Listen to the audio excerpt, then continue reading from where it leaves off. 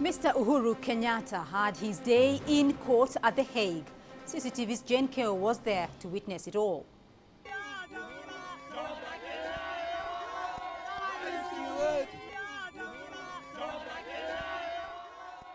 For a few minutes this week, a little part of the Dutch capital, The Hague, was all Kenyan. This was a welcoming party for Uhuru Kenyatta on the steps of the International Criminal Court. The smiles and the cheers seemed real enough. It is most very important. Because I took my flight from Germany to go and vote. And this is what the Kenyans are looking for. We want to see justice being done here in The Hague. We had to make that trip because we are very annoyed for the false allegations towards our president. I love our president very much.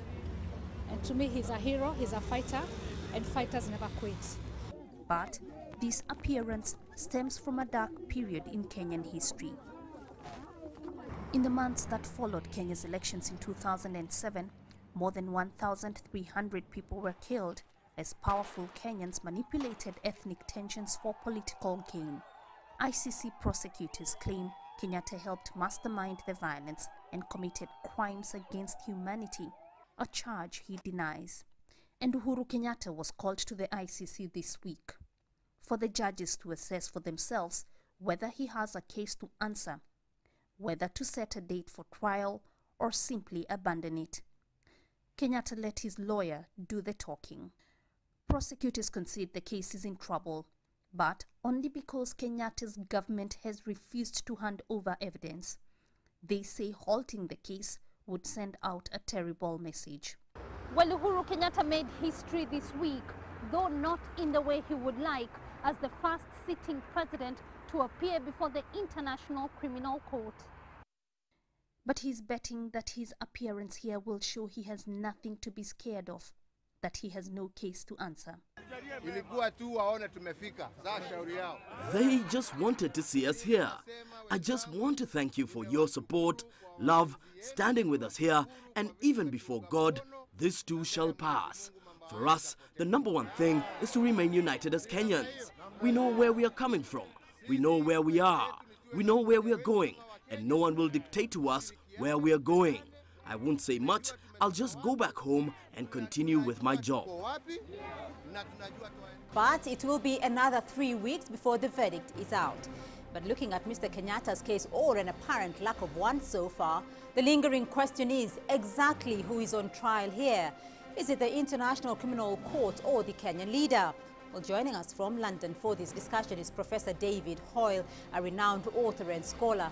Professor Hoyle has published books on the ICC and also written many articles on the court itself. In studio with me is Professor Peter Kagwanja, the Chief Executive of the Africa Policy Institute. So exactly who is on trial here? Let me start off with you, Professor Hoyle. Now, when Uhuru Kenyatta walked out of the ICC building after the status conference there, he told the waiting crowd, quote, "You have heard it for yourself. They have nothing against me and they only wanted to see me here." And that is the question many people are asking. What was the significance of Uhuru Kenyatta's appearance at the status conference? Is obviously a show trial. It has been a show trial all along. The question you posed right at the start of the section is exactly right. Who is actually on trial? And I think increasingly, certainly within the African continent, but I think also sort of internationally, it's the International Criminal Court itself that is under intense scrutiny and is in effect on trial. And anyone who has studied the court over the last 12 or 13 years of its existence has come to realize that it is a failed institution. It was actually probably a failure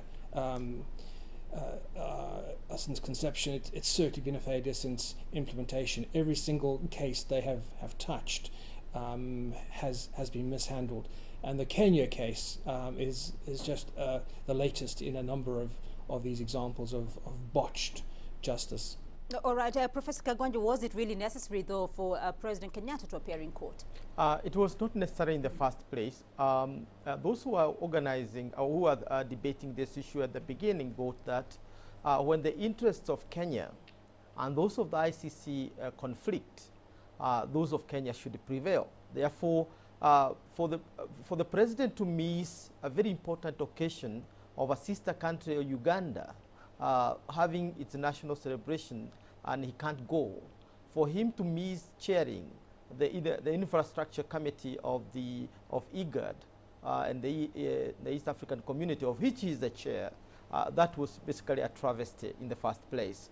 And to begin to see what he was called there to do, just to sit there and listen, then it shows that really it is the ICC's integrity as a court that is on trial. What is the whole point, though? What was the outcome of it? What was the point of actually asking him to be there if it was not necessary? I think the point, as it has been argued, and I don't think this should be dismissed as conspiracy theory, was that the court had built the prosecution and the lawyer for the victims had built a very solid case that Kenya is refusing to comply.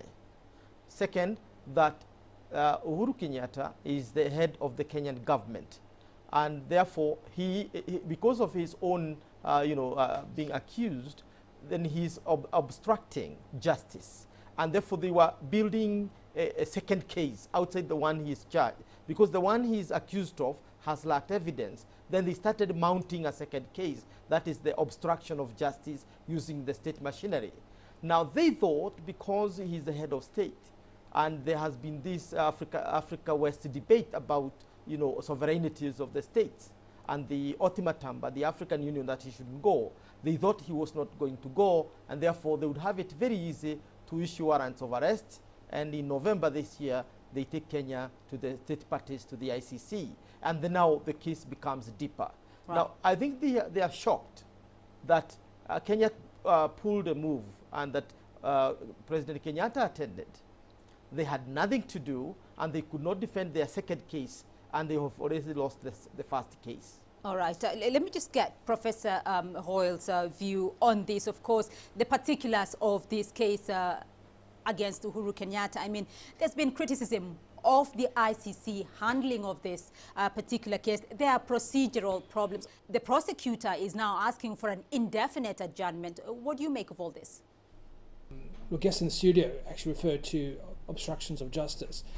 The ICC and the prosecutor's office, and in fact the entire institution itself, can be seen as having obstructed justice in virtually all of the cases which they have actually tried to bring to trial. We now see, for example, the absolute mishandling of witnesses and an attempt to build a case on witnesses that have actually recanted their testimony, have actually said they were bribed into saying what they had said previously. So at the end of the day, the case is a travesty of justice, it's a travesty of legal procedure. But again, I think it's important to place the Kenyan example within a context. This was exactly the same sort of behavior we saw in the first ever trial of the ICC, that of course of Thomas Lubanga in the from the Democratic Republic of the Congo. With one exception, every one of the key witnesses actually presented by the prosecution in that trial either recanted or was deemed to have been not credible by the judges themselves. So, this sort of mishandling, this sort of procedural mistakes that have been made are not unusual, and they are certainly not unique actually to the Kenya case. The Kenyatta case has fallen apart at the seams, and quite why the president of Kenya was dragged actually to the ICC, into the Hague, for such a nonsense show. All right. So, Professor Hoyle, then what do you see here, though, as the options for the judges, the options for the prosecutor, the options for the defense?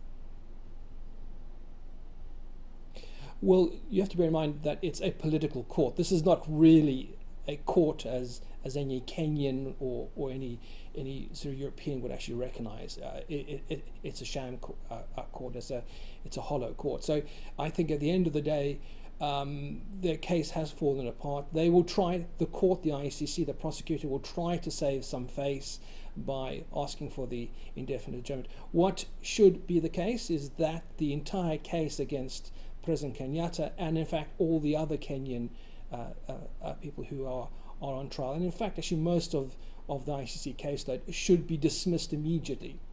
And certainly in the Kenyatta case, it's a sheer travesty of justice what has actually passed so far in terms of this case. All right, Professor Kagwanja. I think from the beginning, the ICC entered Kenya from a political point of view as opposed to a legal point of view. It did not come to Kenya basically to address the problems of the victims. Actually, it came to Kenya to change the political arrangement and the nature and organization of power. I sympathize with the ICC position because it had built its case on the hope that the two, William Ruto and Uhuru Kenyatta, would lose the 2013 election, and therefore they would use the state machinery at that level, arguing that Kenya is a state party to the ICC, and then haul all the evidence, all the files, true or false, and so on, with a very compliant, very pliant, and very cooperative government. Let's broaden this discussion a little bit and move away from the particulars of that case. Now, it seems there is so much at stake here for the ICC, Professor Hoyle. In Mr. Kenyatta's case here, what would be the impact for the court in the event that this case is finally dropped or this case collapses? Well, I think it relegates the ICC to a failed institution. I mean, in many ways, de facto, it's already has failed. There's no doubt about that. In virtually all the cases it's actually touched. I think the absolute collapse of the case, which is what they're trying to actually prevent. The ICC are very desperate to hide the fact that the Kenyatta case has actually collapsed. This is a tremendous blow, one way or the other, for the ICC. And I think it's also important to just step back and realize that the ICC is, as mentioned, is not a court that you or I would actually recognize in as such. It's not an international court. It claims it is, but it's not.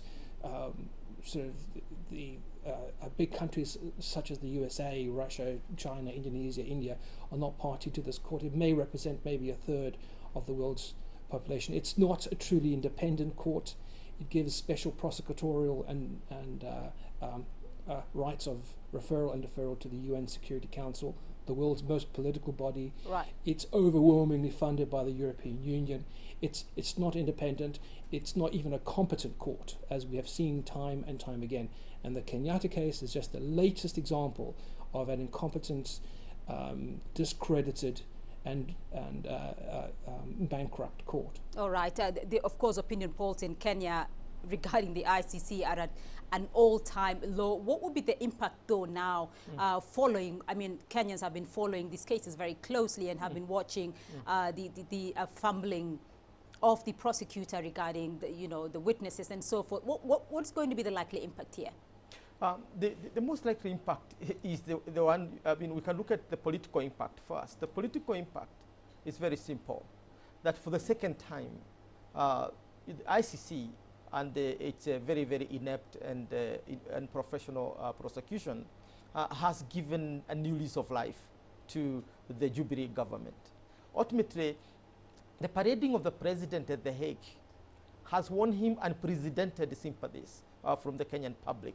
If you looked at the outpouring of emotions and people and numbers in the streets, that should have told you what a new tie-in we have after the ICC issue.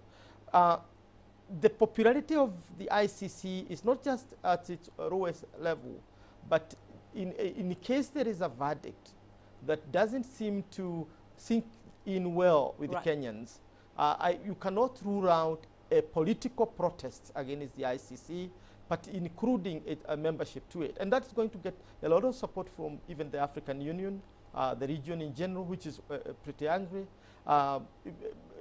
President Kenyatta has gone out of his way to make approach more with other federal government in the West, including the United States and so on this matter.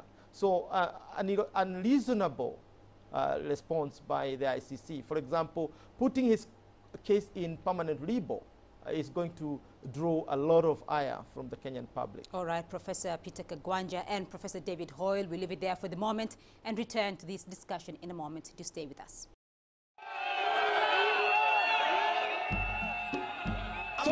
We still have a president. Don't we have a president? Don't we have a president? Who is the president? Exactly. They told us our leaders attacked people to death, raped women. All that is not true. So for us in Kenya, we say there is no point of the ICC. The ICC only applies its laws on weaker countries only. The same with Omar al-Bashir of Sudan. Superpowers also commit crimes. Former US President George Bush Jr. committed horrific crimes in Iraq, and he has not been held accountable. ICC only plays a role when the crime has been committed. That's only when they come there. They don't have that building mechanism to stop crime. Look, the accusation has been made by the African Union that there's an appropriate focus of the ICC on Africa. And if you look at the evidence since the court was incorporated in 2002, yes, a great deal of its work has been focused on the African continent. Whenever someone else does something wrong, flouts all the human rights in their own country, as long as they're in Europe or they're in America, they're not surmounted. But once such a thing happens in Africa, they're on the forefront of calling for justice for those African heads of state.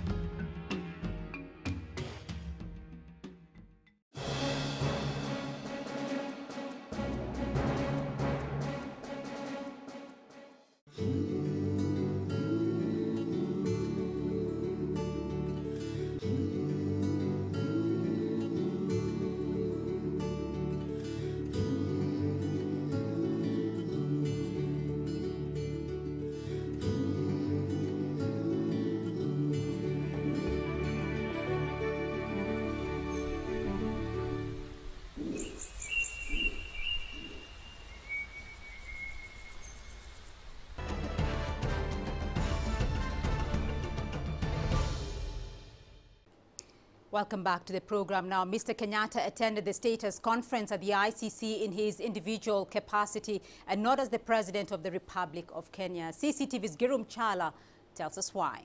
Many find the decision by Kenya's President Uhuru Kenyatta to appear before the International Criminal Court odd, considering the AU's position that no sitting African president should be hauled before the Hague-based court. The African Union sees it differently. It's not President Uhuru Kenyatta who's attending. It is Mr. Uhuru Kenyatta who's going to attend the ICC. And he took this decision to temporarily give power to his deputy so that he doesn't go there as president, which means he's doing it to preserve the integrity of the decision of the African heads of state and government. Though not quite explicit just yet, many African member states believe they should pull out of the ICC and that Africa should take charge of its own justice mechanisms. For Africa, the big picture is to make sure that we have democratic principles, we observe the rule of law, and if there is impunity, that impunity must be handled in a proper manner. To deal with war crimes and crimes against humanity, Africa must have its own justice systems. And the AU says the African Court of Justice is the answer. Our court, the African Court of Justice, has now been given the necessary go-ahead. So instruments are now being prepared so that it can have jurisdiction to be able to try cases concerning human rights. But whichever way Africa looks, challenges still lie ahead, at least for now. Some are of the view that the International Criminal Court cannot be entirely blamed for the current standoff between it and Africa. a number of African countries are still either unable or unwilling to deal with war crimes and crimes against humanity within their jurisdictions. DR Congo, Mali, the Central African Republic are a grim reminder of that fact. The question is, when will Africa fully liberate herself from this yoke of neo-colonialism? Grumjala, CCTV, Addis Ababa, Ethiopia. Now, the future of African countries as signatories of the Rome Statute continues to be uncertain. Yet, at the same time, not many African countries can deal with war crimes and crimes against humanity within their own jurisdictions. So what next for Africa? Well, still with us on the program from London is Professor David Hoyle. In studio with me is Professor Peter Kagwanja. And on the phone joining us now is Maria Kamara, the ICC Field Outreach Coordinator. Maria, thank you very much for joining us. Now, let me just start with the particulars of the case that has, of the status conference that just ended in The Hague. Going by the submissions, though, of the parties at the status conference, what, in your view, are the likely issues that are to preoccupy the judges going forward? As we recall, 2 status conferences were convened and 2 separate issues were discussed in those status conferences. The one on the 7th primarily discussed the issue of cooperation between the prosecution and the government of Kenya, and the one of the 8th, in which the presence of the president was required, primarily discussed the issue of the prosecutor's notice to requesting the suspension, if you like, of the case until such a time when Kenya fully cooperates. So these were the 2 key issues discussed in the respective status conferences, and these are the issues definitely in which we're expecting a decision from the judges, a decision that will be issued in due course. All right, Maria, though many here in Kenya are wondering whether it was really necessary for Mr. Kenyatta to attend that status conference, given the fact that his lawyers did all the talking and Mr. Kenyatta simply sat in court. What was the significance, though, of his arrival there at the ICC? We're going back to the decision of the judges that ordered the presence, the physical presence of the accused person. The judges in that decision clearly indicated that because of the current critical juncture of the proceedings, and bearing in mind the issues to be discussed, they consider that these issues will impact directly the interests of the accused, the victims, and of the witnesses. And for this reason, the Chamber considers that the requirement of justice in this case necessitates the physical presence of the accused person in the court. All right, Maria Kamara there joining us on the line from Kampala. Thank you, Professor Hoyle. You've heard, though, what Maria Kamara has said about the Kenyan cases here, but looking at how the Kenyan cases are turning out so far, do you think the critics that labeled that court biased and incompetent, do you think they now have a basis? Well, I think, I mean, it's... The simple fact is that far from having the best legal minds as judges in any instance within the ICC, many of the judges who have been appointed to the ICC bench as full ICC judges are themselves actually have never been practicing lawyers. I think the key issue is that with regards to the Kenya cases, the people of Kenya themselves gave their verdicts when they voted for President Kenyatta and Vice President Ruto. That's the most important verdict that will come out of this case. What is now going to happen with the ICC, as mentioned, there'll be some attempt at face-saving. They'll try to actually blame the government of Kenya because they haven't got enough material or cooperation. The reason the Kenyatta case, the reason the Kenya cases have actually failed is because of the incompetence of the court in trying to make a political case rather than a legal case. All right, we've talked about that, making a political case out of this. If you look at Africa, though, itself and its relationship with the ICC going back over the last 10, what really have been the benefits of the court?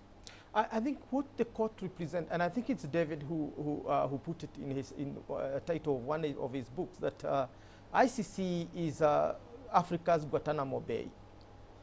It is simply that, to put African leaders in hold, to scare them in order to be compliant with whatever the West demands. So what we are witnessing, Beatrice, is what you can call judicial colonialism. Because a court that would compel a head of state to go before it to do nothing, just but to be paraded there, reminds you of the 15th, 16th century slave trade when you are lynching people on the pole. I mean, there was no reason for Kenyatta to be there. We thought that there is going to be this court that is going to be so even-handed, so impartial, that it would help us solve some of these problems. What we are seeing is an instrument of politics, but used only against the weaker states. So as we enter into the deep of the 21st century, Africa is the only continent where sovereignty is assaulted. The sovereignty of America is intact. The sovereignty of Europe is intact. That of Russia and China is intact. It is only Africa that is being assaulted by the ICC. And I don't know what that is going to build into us as their upcoming leaders in regard to how we are going to position ourselves to deal with this new judicial colonialism. Let me put that to Professor Hoyle, though. Professor, over the last 10 years, though, hasn't there been, what's been the impact of the court, though, on the African continent? Has it had any impact at all? Has it, in the end, it should be about the victims of these crimes. What's been the impact of the court? Well, to be perfectly frank, the only impact of the European-funded, European-directed ICC has been to actually destroy peace process mechanisms and peace processes within Africa. And it's actually being, therefore, by default, also to actually prolong civil wars and conflicts on the continent. I think a very clear case can be made for the allegation that the ICC itself is directly responsible, indirectly responsible for the deaths or dislocation or relocation of hundreds of thousands of Africans across the continent. That's the only thing the ICC has actually managed to achieve, which is actually far from serving the interests of victims. They've actually increased the victims across Africa many fold. You know, it is actually ironic, again, as your colleague mentioned it or my colleague mentioned in the studio, that we're on, we've actually just begun a new century, and there's a backstory of political correctness. It's ironic that within this new century you have a court which is only going after, only indicting and only convicting black Africans. If there was a court within the United Kingdom or a court within Europe which set out only to actually indict and convict black Africans, it will be called racist. There will be a huge outcry. The simple fact is the ICC is a racist court, and this has not gone unnoticed on the African continent. Africa is increasingly aware of this fact. Its sovereignty is being trampled in some cases by exactly the same European political powers that were their colonial powers, who now control the ICC and are using the ICC as a colonialism by legal diktat. All right. Final comment from you. Does Africa still need the ICC? It doesn't need the ICC if it puts its own African Court of Justice in place. It wouldn't need it. All right. Professor Hoyle, does Africa still need the ICC? No, I think it's a definitely does not need the ICC in any shape, fashion, or form. What it does need are African structures for African problems. All right, we'll leave it there, gentlemen. Thank you very much for joining us. Professor David Hoyle, renowned author and a scholar. And here with me in studio, Professor Peter Kagwanja, Chief Executive of the Africa Policy Institute. And also joining us on the line is Maria Kamara, ICC Field Outreach Coordinator. To you all, thank you very much for being with us here on Talk Africa. I'm Beatrice Marshall. Goodbye.